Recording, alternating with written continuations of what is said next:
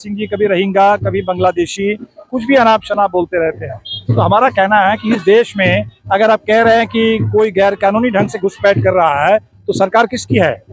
मोदी जी की है। देख रहे हैं कि पूरे बिहार में करीब 40 दिन से जीविका का हड़ताल चल रहा है।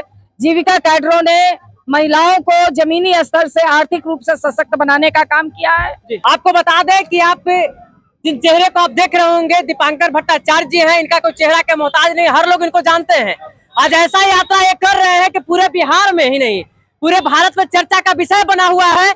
और नवादा से चल करके आज गया जिला के जो बॉर्डर है मऊ पंचायत में आज पहुंचे हैं, यानी कि मऊ बाजार में, और इनसे हम बात करते हैं। सर, सबसे पहले हमारे चैनल में स्वागत है। सर, नवादा से चल करके आज गया के धरती, क्या कहिएगा?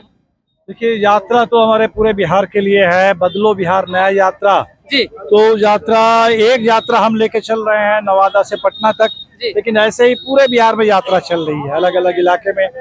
तो हम तो जनता से, हमें पता है बिहार में इस समय जनता बेहद परेशान है। बहुत सारे कुछ मुद्दे हैं, लेकिन सरकार जो है पूरी तरह से सुस्त है, सरकार खामोश है, जनता की कोई सुनवाई नहीं है। इसीलिए हमारी यात्रा का मकसद है जनता से सुनना, हर तबके के लोगों से सुनना। जो इस समय भूमि सर्वे के नाम पर गरीबों को खास तौर पर जमीन से बेदखल करने की पूरी एक मुहिम चल रही है, वो गरीब परेशान है, तो उनकी जमीन की सुरक्षा का सवाल। इस पूरे गया जिले में सबसे ज्यादा दलित उत्पीड़न की घटनाएं घट रही है। हमने देखा कि कहीं सज्जन माझी पीट पीट करके हत्या कर दी गई, कहीं राजकुमार माझी की हत्या कर दी गई, कहीं कल संजय माझी मिले, उनका हाथ काट लिया गया। तो पूरे गया जिले में दलित उत्पीड़न की घटना। लेकिन अफसोस, इस गया से ही जीतन राम माझी जी सांसद हैं, केंद्र में मंत्री हैं, और नीचे जमीन पर उन्हीं के जाति के लोग, दलित महादलित, पूरे गया में जबरदस्त उनके ऊपर अत्याचार हो रहा है। स्मार्ट मीटर को लेकर हमने देखा कि बिहार में जबरदस्त लोगों में आक्रोश है, क्योंकि जहां 200 यूनिट बिजली बिहार के गरीबों को फ्री मिलनी चाहिए, 6,000 रुपए से नीचे नीतीश कुमार खुद कहते हैं कि पूरा 1/3 बिहार 6,000 से नीचे है। और जो 1/3 6,000 के नीचे है, उनके ऊपर मोदी जी ने 1,000 रुपए का गैस सिलेंडर थोप दिया, और नीतीश जी ने वहाँ 1,000 रुपए का स्मार्ट मीटर के जरिए बिजली बिल थोपने का काम किया। तो ये लोग जो कहते हैं कि भाई स्मार्ट मीटर पर रोक लगे, 200 यूनिट बिजली बिहार के गरीबों को फ्री मिले। जब हम इस बाजार में आए, यहाँ हमको पता चला कि ये मऊ पंचायत के इस इलाके के लोग लंबे समय से लड़ रहे हैं कि यहाँ एक प्रखंड बन जाए। अगर एक अलग प्रखंड बन जाए तो विकास की रफ्तार कुछ तेज हो सकती है, थोड़ा गांव में और ज्यादा विकास की रोशनी पहुंच सकती है। मुझे लगा कि ये बहुत ही इनके जायज मांग है, संघर्ष कर रहे हैं। हमने कहा कि हम लोग भी इसके लिए संघर्ष करेंगे, और हमें लगता है कि बिहार में मिलजुल करके हम लोग इस लड़ाई को सफलता की मंजिल तक पहुंचाएंगे। और खासकर जो नीतीश जी ने 2-2 लाख रुपए देने का, 95 लाख परिवारों को 2-2 लाख की मदद करने का वादा किया था, लेकिन अभी 1 साल में 1 लाख लोगों तक भी सरकार नहीं पहुंची। सिर्फ 40,000 लोगों को कुछ पैसे मिले हैं, तो उनको पूरा हक मिले, इसके लिए लड़ाई चलेगी। 26 को पटना पहुंचेंगे, 27 तारीख को मिलर स्कूल मैदान में बदलो बिहार न्याय सम्मेलन होगा, जहां बिहार के हर कोने से लोग जुटेंगे और इस पूरे न्याय की मुहिम को हम लोग तेज करेंगे। सर, एक प्रश्न रहेगा। अभी आप लोगों को संबोधित कर रहे थे मऊ में, एक बात आपने कहे रोहिंग्या के लेकर के, उस पर थोड़ा सा। रोहिंग्या को लेकर के नहीं, ये जो आपके गिरिराज सिंह जी कभी रोहिंग्या कभी बांग्लादेशी कुछ भी अनाप शनाप बोलते रहते हैं। तो हमारा कहना है कि इस देश में अगर आप कह रहे हैं कि कोई गैर कानूनी ढंग से घुसपैठ कर रहा है तो सरकार किसकी है? मोदी जी की है, गिरिराज जी की है। पूरे देश की सीमा, उसकी रक्षा करने का काम किसका है? BSF का है, देश के गृह मंत्री का है। तो अपना काम आप अगर नहीं कर रहे हैं, अगर आप कह रहे हैं कि घुसपैठ हो रहा है, तो सबसे पहले तो आप ही की विफलता है, और उस विफलता पर जवाब देने के बजाय आप लोगों को गुमराह कर रहे हैं। दूसरी बात है कि अभी 2011 के बाद से हिंदुस्तान में जनगणना ही नहीं हुई। मोदी जी जब से प्रधानमंत्री बने, देश में कोई जनगणना नहीं हुई। तो जनगणना नहीं हुई, लेकिन आबादी को लेकर अनाप शनाप व्हाट्सएप पे बातें ये लोग फैला रहे हैं। तो ये सब कुछ बिहार को बिगाड़ने के लिए, जो बिहार में अमन चैन है, एक सौहार्द का माहौल है, इसको बिगाड़ने के लिए उत्पात उन्माद का माहौल बनाने की कोशिश है। और मैं तो सबसे कह रहा हूँ कि अगर आप बिहार में विकास चाहते हैं, लोकतंत्र चाहते हैं, तो बिहार की शांति को, सौहार्द को बना के रखिए।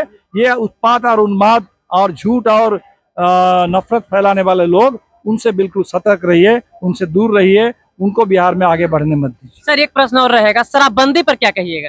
शराबबंदी, नीतीश जी दावा करते हैं कि बिहार में शराबबंदी है, और हर 2-4 हफ्ते के बाद खबर आती है कि जहरीली शराब से मौतें हो रही है। तो अभी जो सिवान में कितनी बड़ी संख्या में लोगों की मौत हुई, कितनी बड़ी संख्या में लोगों की आंख की रोशनी चली गई, हमेशा हमेशा के लिए लीवर किडनी डैमेज हो गया। तो मैं तो देख रहा हूँ कि शराबबंदी के नाम पर बिहार में गरीबों का जनसंहार चल रहा है। और आज तक जो सबसे महत्वपूर्ण बात है कि शराबबंदी के नाम पर नीतीश जी ने गरीबों को जेल में डाल दिया। जान जा रही है तो गरीबों की जा रही है, लेकिन शराब माफिया वो फल फूल रहा है बिहार में। शराब माफिया पर कोई कार्रवाई नहीं, कोई शराब माफिया अभी तक गिरफ्तार नहीं। जहरीली शराब का अगर धंधा चलता है तो उसके पीछे कौन है? सत्ता संरक्षित लोग हैं, उनके ऊपर कोई कार्रवाई नहीं हुई। इसीलिए शराबबंदी तो नीतीश कुमार के अन्य सारी योजनाओं की तरह ये भी पूरी तरह से फेल है, धोखा है। और बिहार इसलिए कह रहा है कि बिहार में शराबबंदी को ठीक से लागू करने के लिए भी उस पर ठीक से बातें हो, और ये जो शराब माफिया पनप रहा है उस पर रोक लगे, कार्रवाई हो। तो क्या संदेश दीजिएगा बिहार के पूरे लोगों को?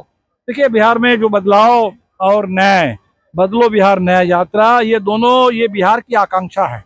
हम सिर्फ ये कोशिश कर रहे हैं कि ये जो गहरी आकांक्षा है लोगों की, उस गहरी आकांक्षा को वो एक मजबूत मुद्दा बने और बिहार बदलाव के रास्ते पर आगे बढ़े। सिर्फ सरकार नहीं बल्कि समाज भी बदले, माहौल भी बदले, गरीबों को, यहाँ के तमाम अल्पसंख्यक समुदाय के लोगों को, कमजोर लोगों को अपना पूरा हक मिले, कमजोर लोगों को कोई सता ना सके, ये गारंटी हो बिहार में। और जो पलायन होता है, इस पलायन पर रोक लगे और बिहार के नौजवानों को सम्मानजनक रोजगार मिले। चलिए, आप देख रहे थे दीपांकर भट्टाचार्य जी थे, वो बात कर चुके हैं।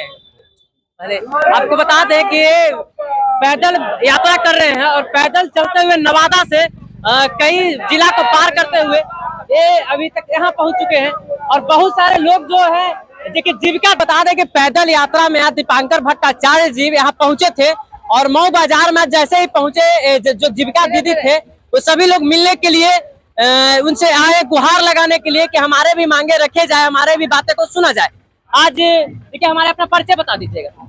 मैं भाकपा माले के से एमएलसी हूँ और स्कीम वर्कर्स फेडरेशन की महासचिव हूँ।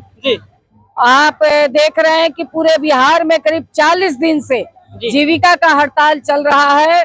जीविका कैडरों ने महिलाओं को जमीनी स्तर से आर्थिक रूप से सशक्त बनाने का काम किया है, बल्कि नीतीश कुमार के कार्यक्रमों में भीड़ बढ़ाने का भी काम किया है और चुनाव में भी अनऑथराइज्ड तरीके से काम करती रही हैं। यानी एक तरह से जीविका कैडरों का नीतीश कुमार ने भरपूर इस्तेमाल किया है। मगर जब कुछ देने की बारी आई तो उन्होंने साफ कहा कि जो 1500 रुपया भी इनको सरकार के तरफ से मिल रहा था उसको सरकार ने बंद कर दिया और कहा कि आप समूह पे निर्भर होकर के आप पैसा लीजिए उनसे, यानी समूह का एजेंट बन जाइए, सरकार का कैडर नहीं, समूह का एजेंट बन जाइए।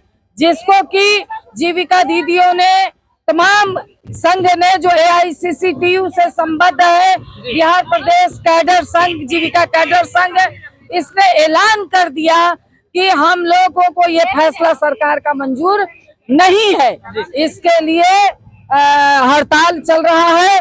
मगर आप समझ लीजिए कि सरकार ने एक बार भी इनसे वार्ता करने के लिए, हम लोगों से वार्ता करने के लिए तैयार नहीं है।